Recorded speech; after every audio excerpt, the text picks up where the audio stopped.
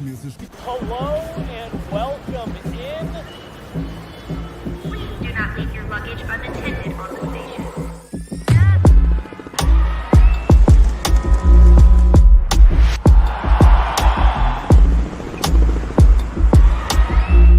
Welcome to the show. Good morning and happy Friday, everybody. Liv Moods here, and we are going to be breaking down the NFL Sunday and I guess Monday slate because there's a couple of games I want to talk about, or one particular matchup I want to talk about for the Monday night game. I believe it's on Monday night, but mostly we're going to be talking about this Sunday slate. If you didn't get a chance to see my Denver Broncos doing some pretty big things last night, Nate Jackson and I had a live show from the studio last night. We were live for about 2 hours. We didn't leave the studio till about 11:30 p.m. Normally we would film those ones from home, but felt like a special occasion. Sean Payton going back to New Orleans, Drew Brees being honored, and a total ass whooping by the Denver Broncos to the New Orleans Saints. Now, yes, were the Saints absolutely drowning in injuries and not their full throttle team? Yes, but even as a full throttle team, those first two games we saw them play where everyone was like, damn, is this a team that could go to the Super Bowl? Ended up being kind of disappointing because they ended up losing, I think it's now five straight games. Honestly, the Saints last night were playing like they wanted their head coach fired. They were not showing much effort. The Broncos defense, again, with another dominating performance. Shout out Cody Barton for getting two actually defensive touchdowns. One was called back due to offsides, but the other one ended the game for the Broncos 33-10. The Saints did score a late touchdown, but nonetheless, the Broncos showing some real promise, finally starting to find their rhythm offensively. Bo Nix with a rough first half. Like I said, we talked about this all last night. I'm going to repost our live stream from last night.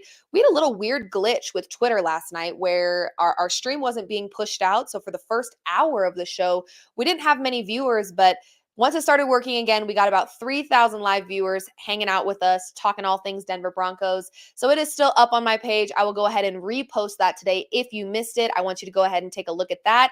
Take a listen. Nate and I always have fun talking about God knows what. The conversations typically go off the rails sometimes, but nonetheless, great performance by the Broncos. And we have a whole lot more football that needs to be watched and talked about and bet on, okay? Normally, you guys know I got my footing in this space in the sports betting world. And so my Sundays typically consist of lots of anytime touchdown scores, spread bets, parlays here and there. So let's talk a little bit about this week in the NFL. We've got quite a few matchups. I want to start with the first one that is on the slate, and that is a London game, I believe. Nice and bright and early.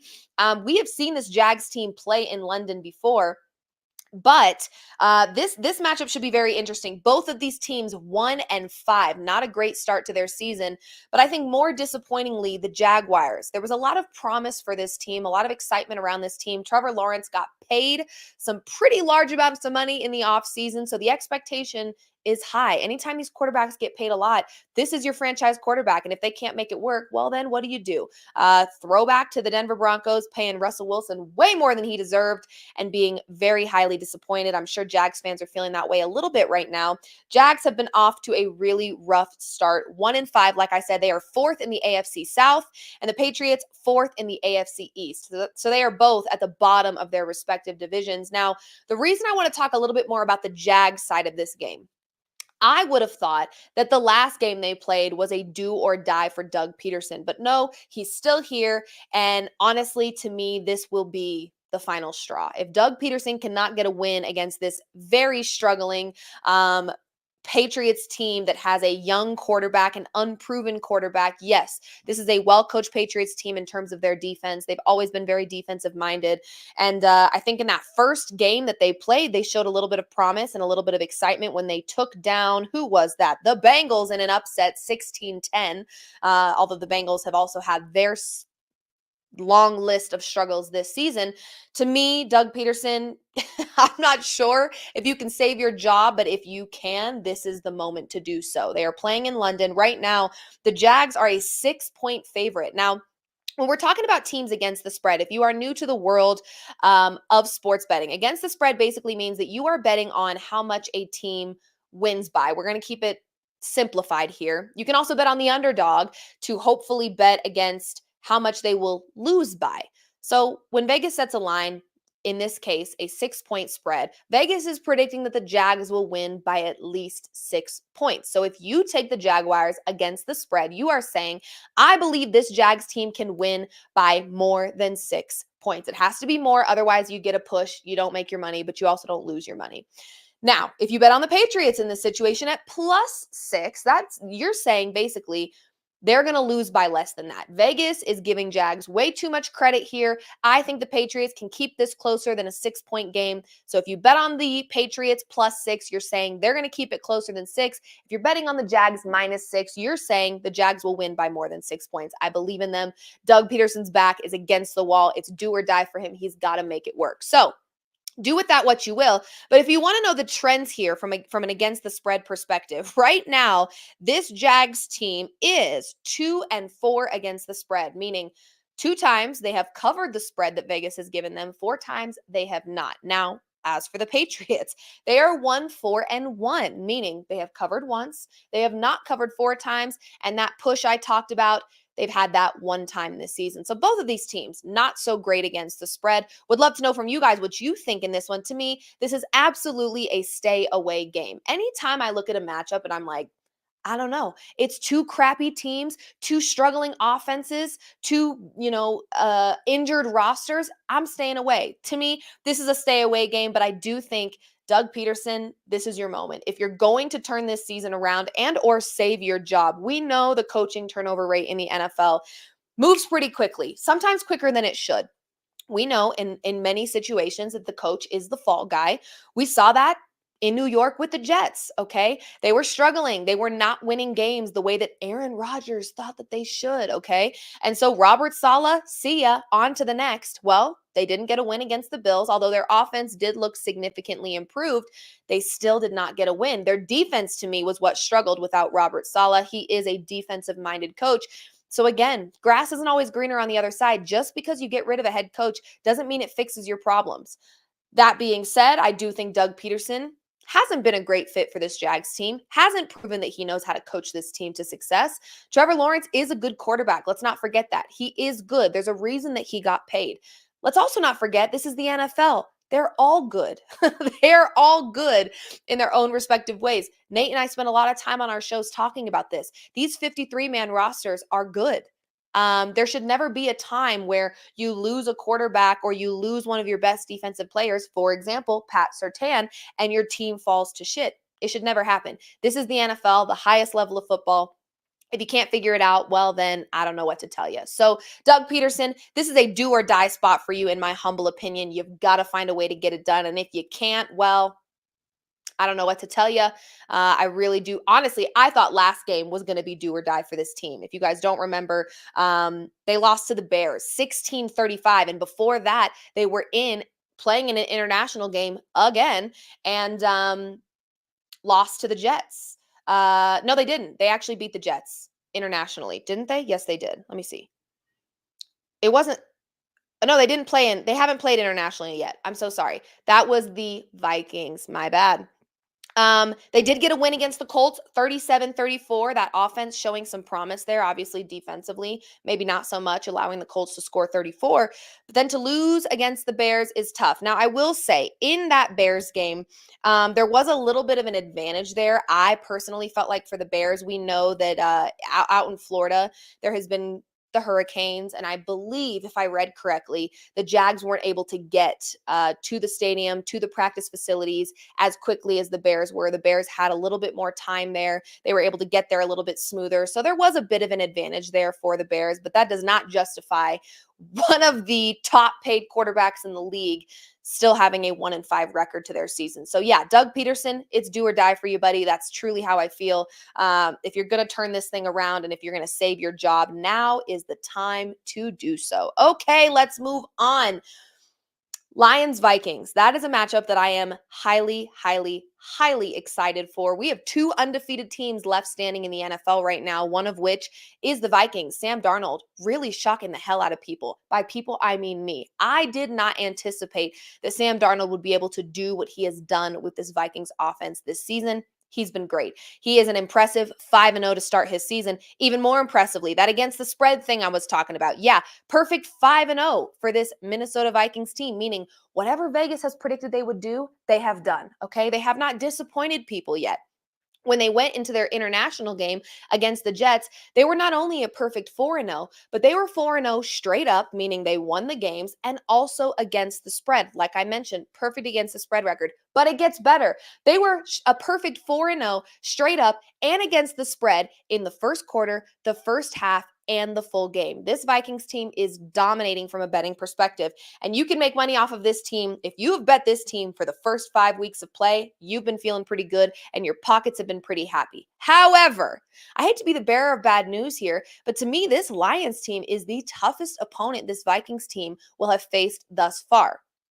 I'm going to foreshadow a little bit because I will talk a little bit about the Chiefs and the 49ers game. But what I will say this before I get into that game on a deeper level, I'm going to tell you, I don't think we're going to have any undefeated teams left standing after this week. I think the Lions have what it takes to be first of all, the Lions are an offensive juggernaut. So are the Vikings. But I do think this Lions team, the edge that they have is a Jared Goff that has been there, done that, proven that he can be clutch, proving he can come back into games, stay competitive. They have a little bit more of an established chemistry. Now, clearly that hasn't mattered for the Vikings. They are still, like I said, undefeated in a very impressive way. The Lions only facing one loss so far. They're 4-1.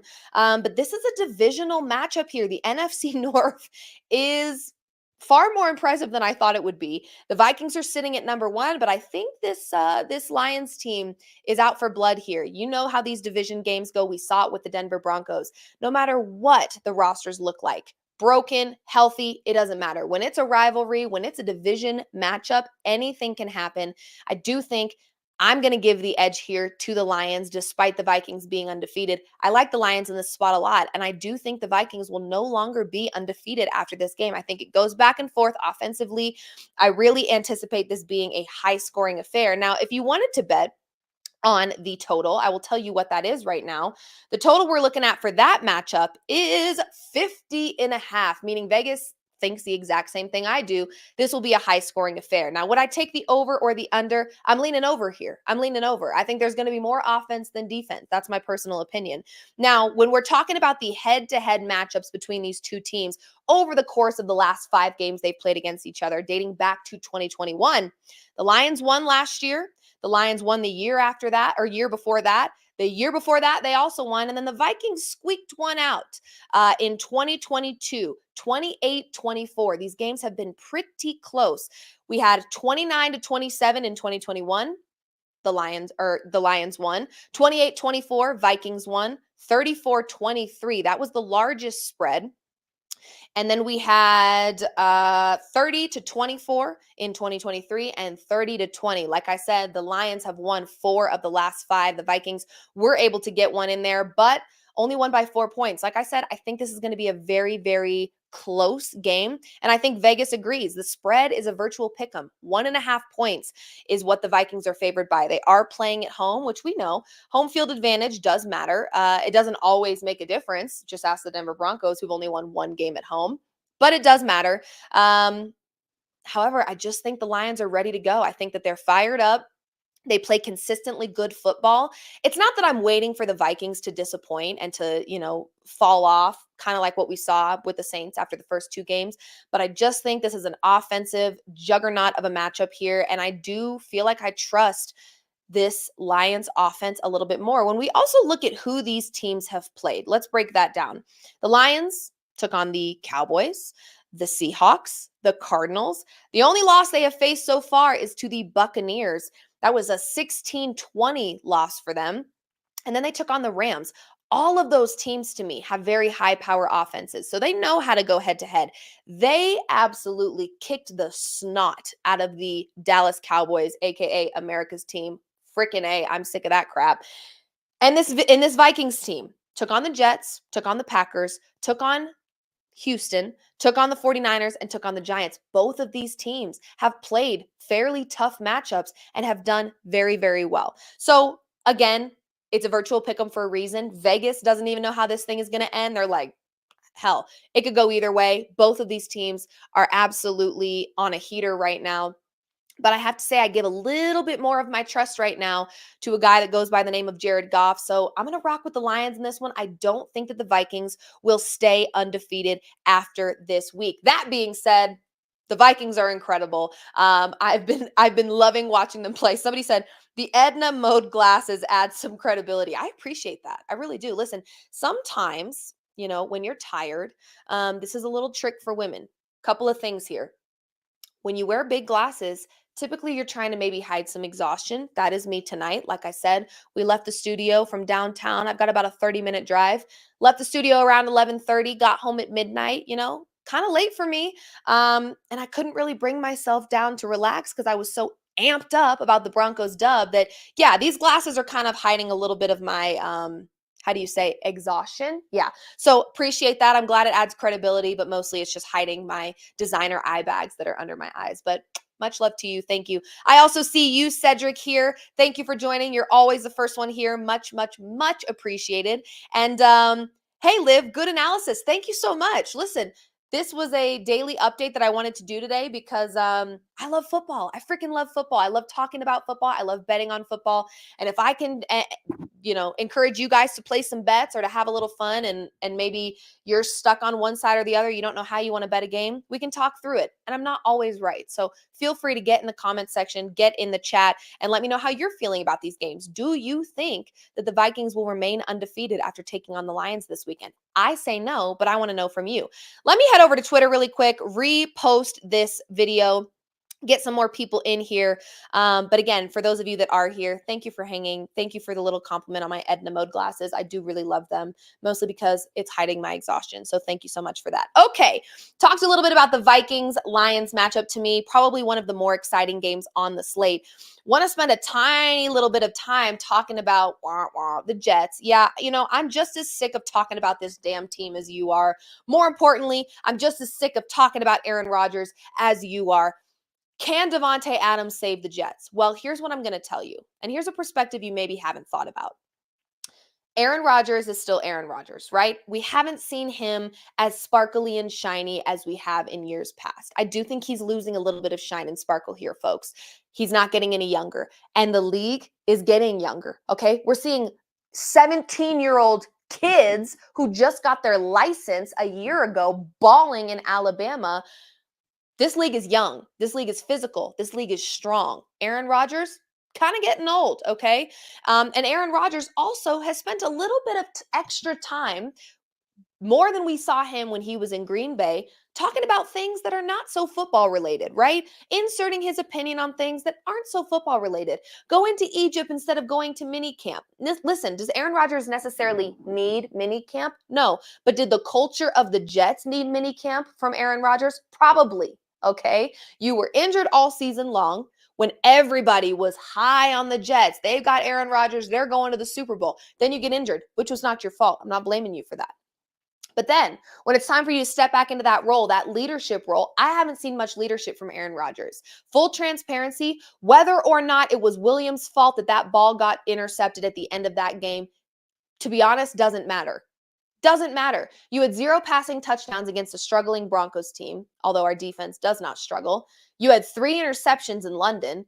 So I don't really like the finger pointing, Rodgers. I really don't. It doesn't sit well with me because, to be honest with you, even when, as football fans, we watch a football game and we know damn well it was not the quarterback's fault, what we can always count on from a true leader is them going to a post-game presser and taking responsibility, whether they believe they did anything wrong or not. That's just what you do, Rodgers. I hate to tell you this, but whether you think you were at fault or not, you just say that you were. And then you can ream his ass in the locker room or when you watch film. That's when you point out Williams and you say, hey, you ran the wrong route, buddy. That's why I threw the pick. That's fine. Do that in private, but you don't do that in public at a post-game presser, knowing full well you are the leader of this team, a veteran of how many freaking years. Take responsibility, take accountability, do your job, period. We haven't seen that from Rodgers this season yet. We have a very, very hard time. Jets fans, Rodgers fans have a very, very hard time acknowledging the fact that Rodgers has lost some sparkle, folks.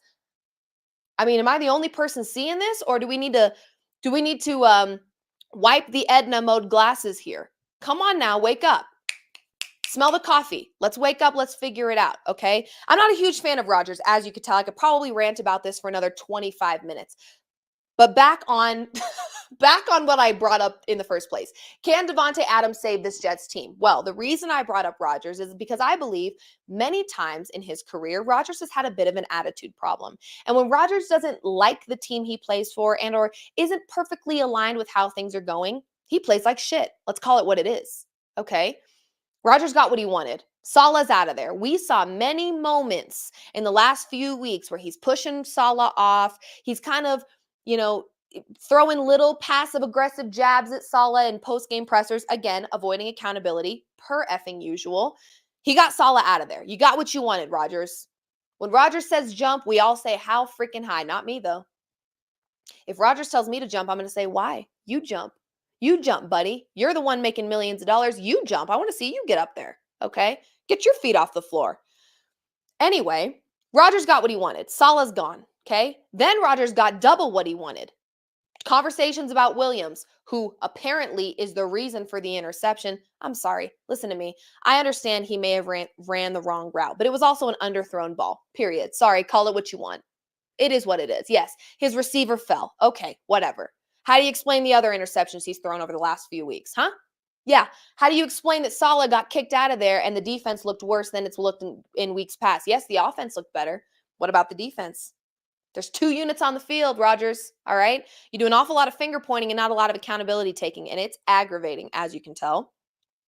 Rodgers got what he wanted. Now he's got Davante Adams. He double got what he wanted, okay? So in a world, I do think, yes, Davante Adams can save this Jets team. Why? Because he's going to fix Rodgers' attitude problem. When Rodgers plays with an attitude, he plays like doo-doo caca. When he doesn't have an attitude problem, we see some pretty good football from that guy. He's a spoiled brat. Let's call it what it is. Rodgers got what he wanted, so I do expect him to play better football because he's no longer throwing a tantrum for 4 quarters. Now, if Adams joins this Jets team and it doesn't go swimmingly, I'm sure we're going to find somebody new to blame. It won't be Adams. They're tight. They're thick as thieves, but somebody else will get blamed. Rodgers, and for whatever reason, actually, I know what the reason is. We've given Rodgers too much power. Therefore, Rodgers thinks he's a general manager. I'm over it. Rodgers, remove yourself from GM mode and let's enter QB mode, shall we? Leadership mode. Let's do that. So I do think Davante Adams, yes, can elevate this Jets team. Why? Because he's going to fix Rodgers' sour attitude. Rodgers got what he wanted. He's a spoiled brat. Now that he's gotten what he's wanted, we'll probably see better football out of him. There's that. Do I think this Jets team is going to the Super Bowl? Hell no. Don't waste your money. Don't do it. Come on, don't do it. Okay? It's not worth it. I do think that so much of football is culture. And I would imagine there's probably a few players on this Jets team that are sick of Rodgers' antics. I would be. Hell, I don't even have to deal with this man on a daily basis, and he still drives me insane. So, yes, Davante Adams should elevate this offense, absolutely. But to me, I'm not sure Adams was what the problem was. They weren't missing an Adams, in my opinion. Yes, there are some receivers on that team that are struggling to make plays happen, and Rodgers is getting them the ball, and they're dropping it, or they're falling, or whatever. They're running the wrong routes, whatever it may be. I get that. But there is no guarantee that you put Adams on this team and all of a sudden everything goes swimmingly. So Rodgers needs to be prepared for that part of this. You got what you wanted, but is it going to work? It might. I don't think it's taking you to the Super Bowl. And to be honest with you, I'm not sure how many years Rodgers has left in this league. Like I said, he's not getting any younger and the league is. Okay. So that's how I feel about this. I think that Adams is a phenomenal player. And honestly, for the sake of Davante Adams, I want him to be somewhere where he's happy. Put him on a team where he's happy and he can win games because it's not fair to have a superstar like that stuck in a place like Las Vegas where it is just an absolute disaster. I'm sure it's frustrating to be such a high-level competitor and not be able to win games. Can't feel fun. I can almost guarantee you I wouldn't like it. So I want Adams to be a place where he feels like he can get some wins and he can be happy. Absolutely. That being said, I don't love the process in which Adams got there. I don't love the process in which Rodgers has carried and presented himself with a struggling Jets team. Listen, I actually want to see your leadership more when you lose. We only see leadership from Rodgers when things go well for him. That's not a leader. That's a selective leader. That's a leader when it's convenient for you and it makes you look good. Throwing your young receivers under the bus because you don't want to admit fault is just wrong. And it's not a leader. So I've about had it with the Rodgers freaking drama and conversations and this, that, and the third. But I am very excited to see Adams on a team where hopefully he's happy. He's reunited with Rodgers. We know how dynamic those two can be together. So will there be some instant chemistry? I would imagine so. But I think that the list of things that the Jets need to work on aren't just in Rodgers having a reliable receiver. There's a lot of issues over there. Like any football team, it's not just one isolated thing, it's a multitude of things. And I think the more that Rodgers does this finger pointing, blaming, and I want what I want, give it to me now, it's going to negatively affect the culture of this Jets team, and it's going to make it really tough for this team to win. So, Davante Adams, I'm happy to see you in a place where you're happy. He's already had some big smiles in the back of some shows where Rodgers was doing interviews and he was there. Happy for Adams. Not so happy for Rodgers. I wish he'd just shut up and do his job. Okay, moving on.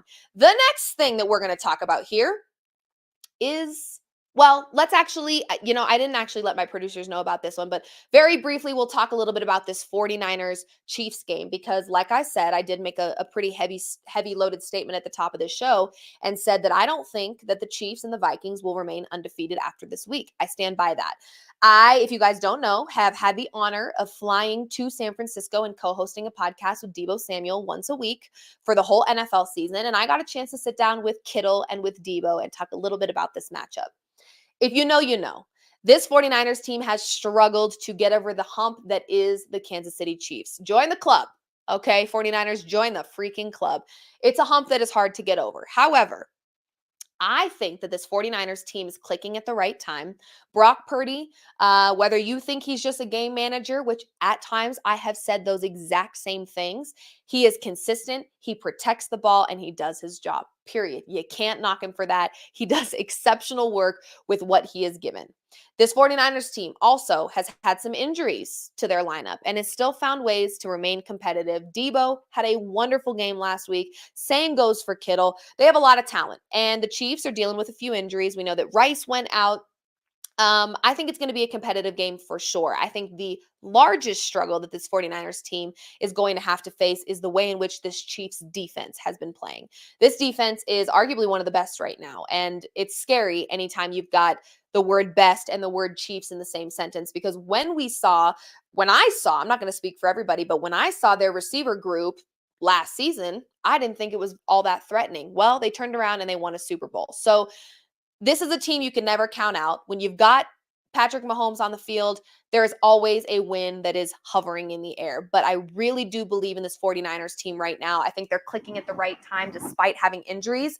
I think they've got a lot of really great things going for them. So I'm going to back the 49ers in this one. I really am. After talking with Kittle and Deebo, they're exceptionally, this is actually the most healthy that Kittle will be playing this Chiefs team. He went ahead and let me know that on the show. He was pretty banged up in the Super Bowl against the Chiefs. So he's excited to have a healthy body. And if you watch George Kittle, he's a force to be reckoned with, arguably one of the best tight ends in the league right now. So I'm excited to see this team healthy going against this Chiefs team who's maybe not so healthy. I think it's going to be a great game, but I do think that the 49ers will be able to finally get over that hump. In years past, like I said, the Chiefs have dominated, winning the last 4 straight, I believe. I'm going to pull it up for you now. Winning the last 4 straight, they have pretty much dominated the 49ers, which is what Kittle and Deebo alluded to.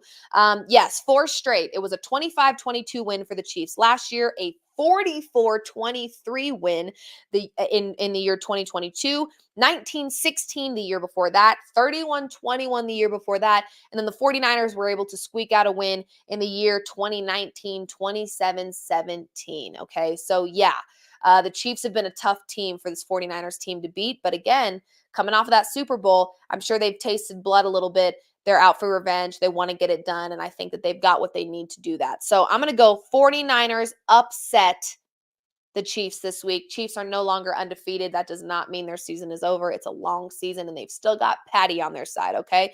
But I do think the 49ers can get it done. Let's wrap up with, never thought I would say this in my life. Never, ever, ever, ever, actually.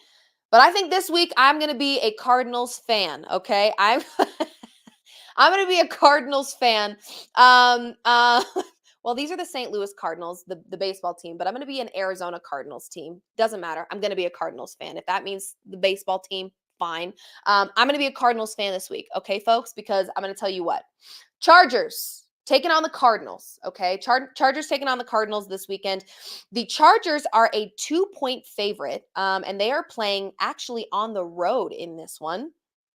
But they are about a 2-point favorite in this game. And listen, head to head, these two teams over the last few years, dating back to 2018, it's been pretty even. 24-17 for the Cardinals in 2018, 45-10 for the Chargers in the year 2018, 17-13 for the Cardinals in 2019. And in 2022, it was a 1-point game, 25-24 for the Chargers. Listen.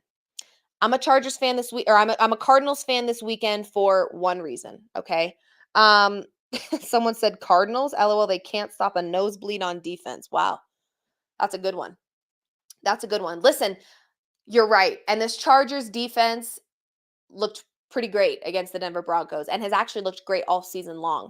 The Chargers have also excelled exceptionally in running the ball. So it's not going to be easy for this Cardinals team by any means at all. However, I do think that it is important for this Chargers team to take an L for the sake of the Denver Broncos being second in the AFC West. I'm just saying. So a little bit of bias here. I'm not sure how this game is going to shake out, to be honest with you. What I would like to put my money on the most right now, I do think the Chargers are probably the more reliable team at the moment. Yes, I do think that. However, the Cardinals have shocked some people. The Cardinals put up a really great game against the 49ers and upset the 49ers. So it's going to be anyone's game. I do think this is a pretty highly offensive matchup. The Chargers do, to me, have an edge on the defensive side of things. But Kyler Murray, man, he's that edit makes you look evil. I am evil. No, I'm not. I'm not actually evil. And DJ said, I don't like the sound of that. Listen, I don't either, because really through and through, I am a Broncos fan. But for the sake of my Broncos, I would love to have the Broncos stay at that number 2 spot in the AFC West. I think that would be huge. And just continue the momentum for the Denver Broncos. So yes, call it what you want. I will be a Cardinals fan just this weekend. St. Louis Cardinals, sure, but also Arizona Cardinals. Doesn't matter. I'll be a Cardinals fan for all. I actually have family in St. Louis, so I can do that as well. But yeah, let's go Broncos. Broncos finally finding a little bit of their rhythm, finding a little bit of groove.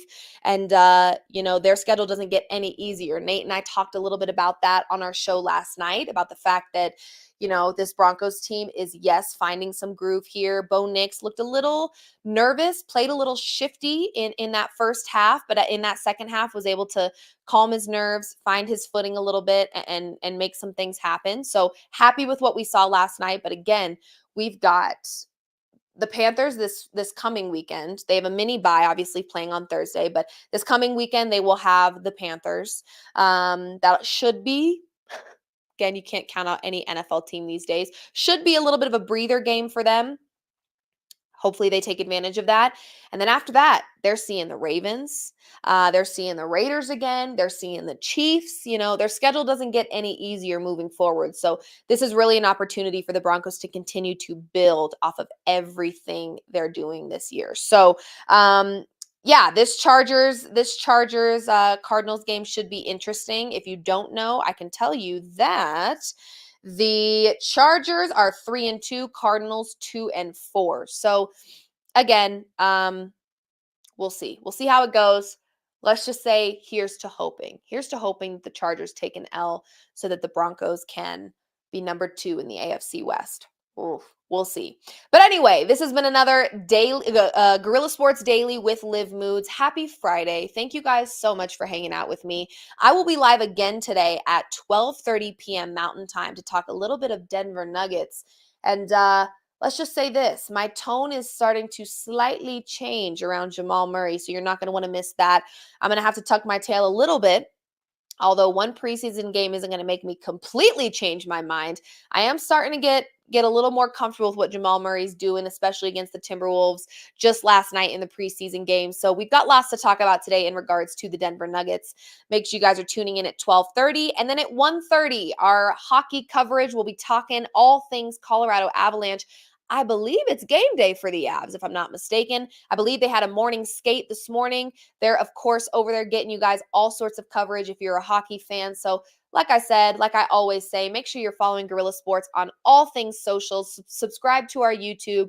We have our beat shows that have their own personal pages. So if you are just a football fan, give us a follow on Off Field. If you are just a basketball fan, give us a follow on Off Court. And if you only want to see hockey content, give us a follow on Off Ice. We've got everything for you 7 days a week of nonstop sports content, all things in the highest quality, delivering you all things to know on your favorite sports team. So thank you so much for hanging with me. Happy Friday. Have a wonderful weekend.